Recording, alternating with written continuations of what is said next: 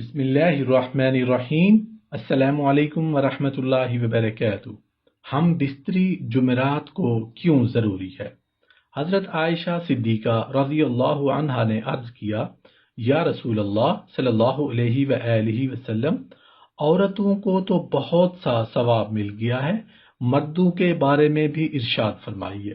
یہ سن کر نبی پاک صلی اللہ علیہ وآلہ وسلم مسکرائے اور فرمایا، مرد اپنی عورت کا ہاتھ پکڑ کر مانوس کرتا ہے تو اس کے لیے ایک نیکی لکھی جاتی ہے۔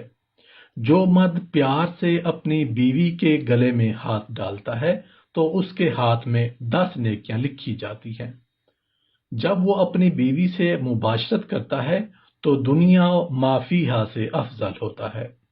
جب غسل کرتا ہے تو بدن کے جس بال پر سے پانی گزرتا ہے اس کے لیے ہر بال کے بدلے میں ایک نیکی لکھی جاتی ہے اور ایک گناہ معاف ہو جاتا ہے اور ایک درجہ بلند کر دیا جاتا ہے، اور غسل کرنے کے عوض میں جو چیز دی جاتی ہے وہ دنیا و ما فیہا سے بہتر ہوتی ہے۔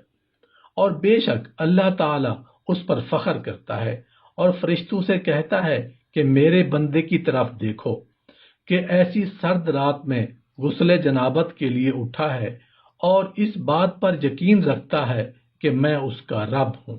تم اس بات پر گواہ رہو کہ میں نے اس کو بخش دیا۔ جمعرات اور جمعہ کو ہم بستری اور غسل کرنے کی ترغیب اس لیے دی گئی ہے کیونکہ مردوں کو نماز جمعہ کی ادائیگی کے لیے جامع مسجد جانا ہوتا ہے تاکہ آتے جاتے کہیں نظر پڑنے سے طبیعت میں کسی قسم کی پراگندی پیدا نہ ہو اور خواہش نفس سے اطمینان ہونے کے سبب نماز اور خطبہ میں دل جمعی حاصل ہو جائے۔ حدیث نبوی صلی اللہ علیہ وآلہ وسلم ہے کہ مرد کا اپنی بیوی کے ساتھ اکٹھے ایک بستر میں سونا افضل ہے، علیہ کہ یہ کسی ایک کو عذر ہو۔ اس لیے کہ مقصد ہم بستری کرنا نہیں بلکہ مقصد بیوی کے دل کو خوش کرنا ہے۔ بیوی کے دل کو خوش کرنے کے لیے ایام کے دنوں میں بھی اس کے قریب ہو جانا گویا انبیاء علیہ السلام کی سنت ہے۔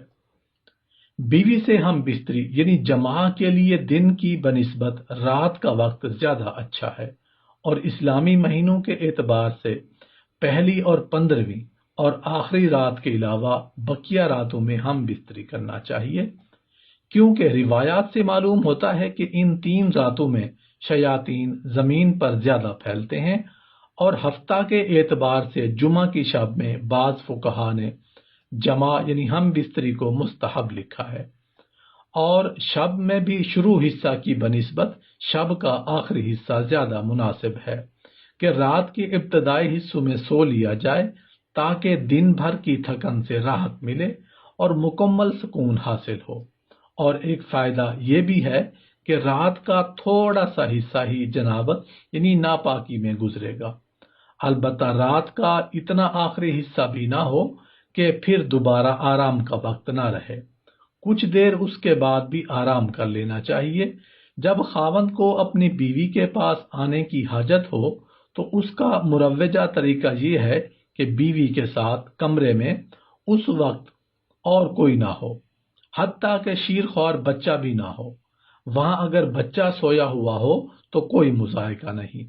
شریعت نے میاں بیوی کو اختیار دیا ہے کہ وہ دن میں یا رات میں کسی بھی حصے میں ازدواجی عمل یعنی مباشرت یا ہم بستری کو سر انجام دے سکتے۔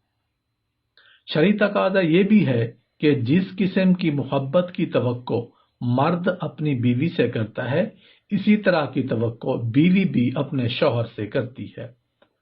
اخلاقی طور پر یہ مناسب نہیں کہ شوہر اچانک آئے اور اپنا مطلب نکال کر یعنی ہم بستر ہو کر جمع کر کے چلا جائے کہ بیوی بدستور تشنا رہے گی، جس سے اس کو تشویش اور حیرانی لاحق ہوگی۔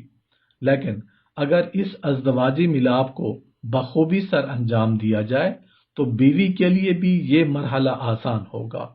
خاوند کو چاہیے کہ جب وہ اپنی ضرورت پوری کر لے تو بیوی کے پاس سے فوراً نہ ہٹے، کیونکہ اس سے بھی بیوی کو تشویش لاحق ہوتی ہے، بلکہ مرد اس کے بعد بیوی کے ساتھ تادیر موجود رہے تاکہ یہ یقین ہو جائے کہ بیوی کی حاجت بھی پوری ہو چکی ہے۔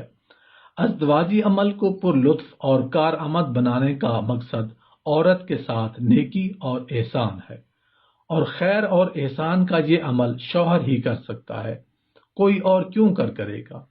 اس لیے شوہر کو چاہیے کہ اپنی سی ہر ممکن کوشش کرے کہ بیوی بھی لطف زوجیت حاصل کر چکی ہے۔